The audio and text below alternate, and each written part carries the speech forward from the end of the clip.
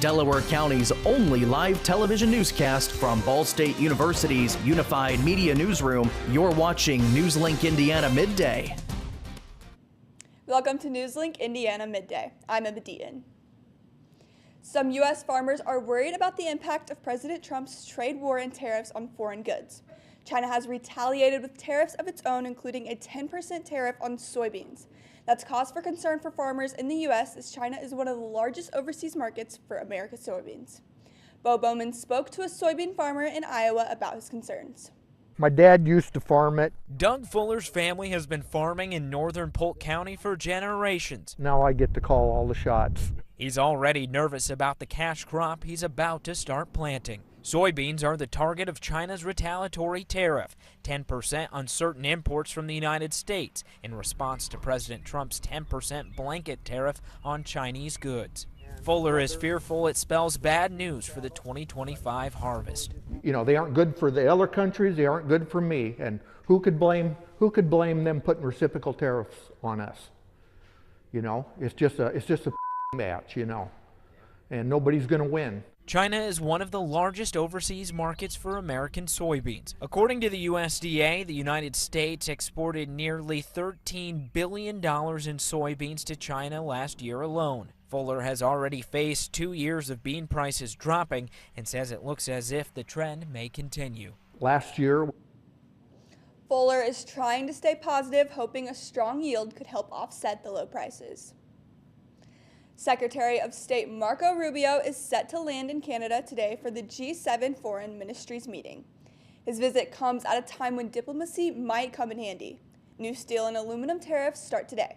They apply to all countries, but Canada is America's top supplier of both metals. Experts say the tariffs could also be a blow for U.S. businesses and consumers, as Amy Kiley reports.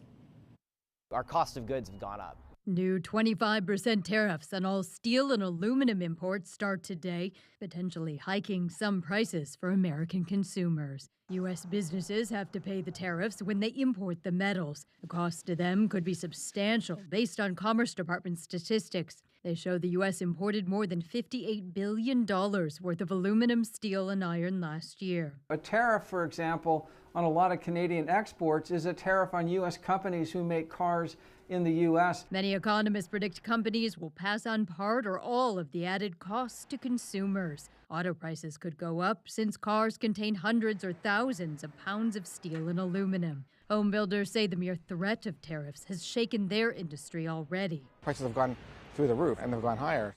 Prices also could rise for appliances, machinery, infrastructure, medical devices, power lines, beverage cans, and more. Our cans have already gone up in price. Bottom line is going to eat into a good part of our profits. Domestic steel and aluminum producers could benefit from the tariffs. U.S. companies might be willing to pay more for their metal in order to avoid the 25% pseudo tax. The Trump administration says helping those manufacturers is about more than just economics. We can't have a country defendable without a solid steel and aluminum industry. I'm Amy Kiley reporting. For the first time in 4 months, inflation in the U.S. has cooled off. According to the Bureau of Labor Statistics, the Consumer Price Index was 2.8% for the year-long period that ended in February. That's down from the 3% yearly rate reported in January.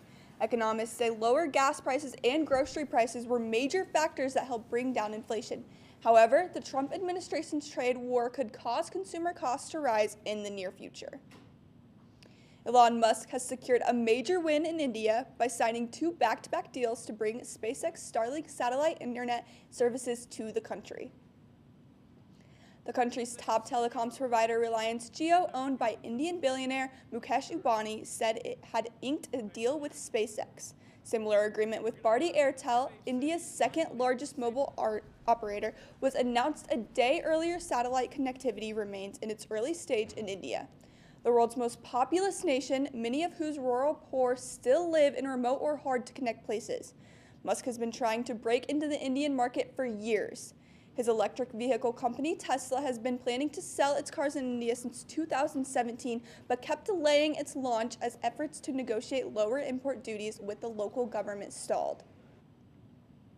Elon Musk's Tesla is facing a nationwide backlash due to Musk's controversial role in the Trump administration.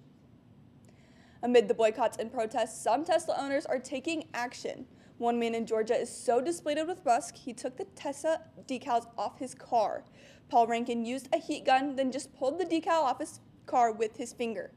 He says he removed the Tesla badges in protest because Musk is not an elected official. Another reason for removing the decals is that Teslas are being targeted for vandalism. Rankin said he plans to offer to help other Tesla owners remove their decals. Let's take a look at today's NewsLink Indiana weather. These are the conditions right now. It's 48 degrees under mostly sunny skies. Expect another warm day today with a high around 70 degrees. A few more warm days are in the forecast with highs in the 60s and 70s through Saturday. Rain will then bring in cooler temperatures and highs will drop into the 40s and 50s. There's growing concern about the Arctic. The National Oceanic and Atmospheric Administration says the frozen landscape on the top of the Earth is now in a new regime with more extreme conditions. Scientists say parts of the Arctic were 36 degrees Fahrenheit higher than normal. Sea ice levels have also fallen to record lows for the past 3 months. A report from the University of Hamburg predicts that by the year 2050, the Arctic will not have ice during the summer season. Earlier this week, the YMCA near Muncie Central opened its doors to the community. NewsLink Indiana's Demar Robinson takes a look inside for everything that's new. A few years ago, the space behind me was just a plot of land, but today, it's a hub of activity.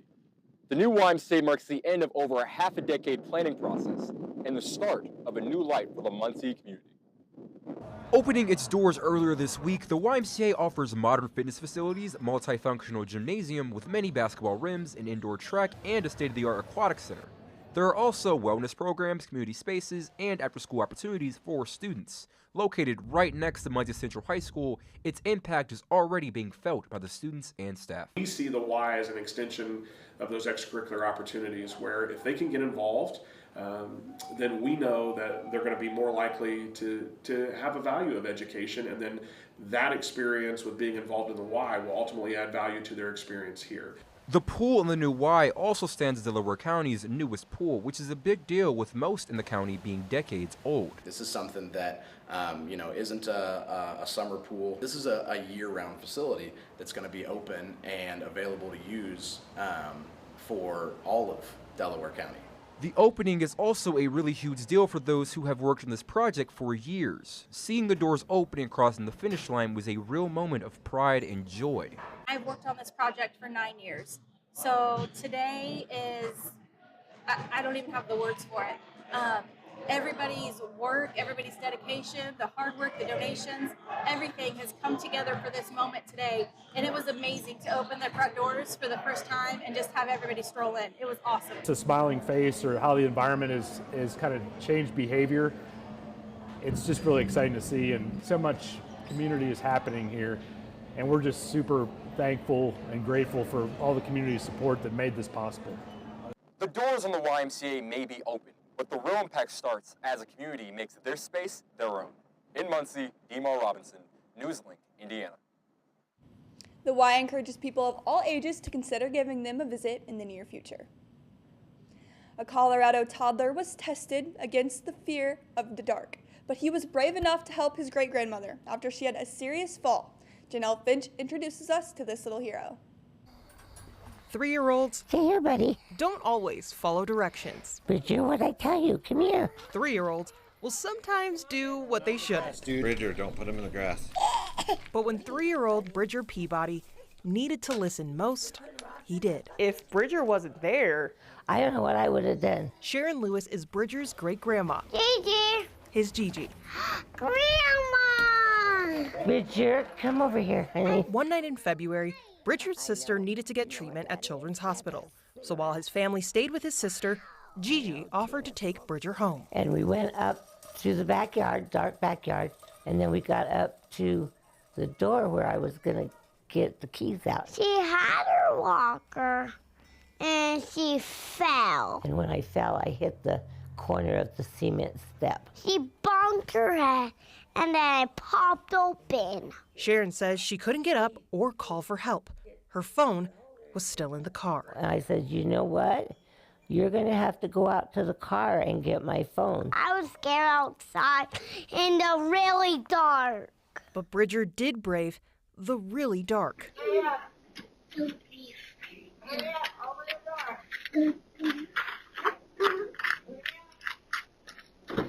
And he yells, I got it, Gigi. Yes, I did it. Sharon was able to call other family to get her an ambulance. But she's all better. Bridger wouldn't call himself a big kid. I know. But when I grew up like a big kid, I can help Gigi. You see him? When it comes to 3-year-olds, you're Gigi's hero. Bridger is in a league of his own. He's just a blessing. Did you see my stitches? Sharon had a serious concussion and needed 22 staples in her head. But as of last week, she says all her staples are out and she's doing much better. And that's your NewsLink webcast for today. Thanks for joining us. Be sure to join us tonight, 6:57 on Ball State PBS. And for news anywhere, anytime, go to ballstatedaily.com.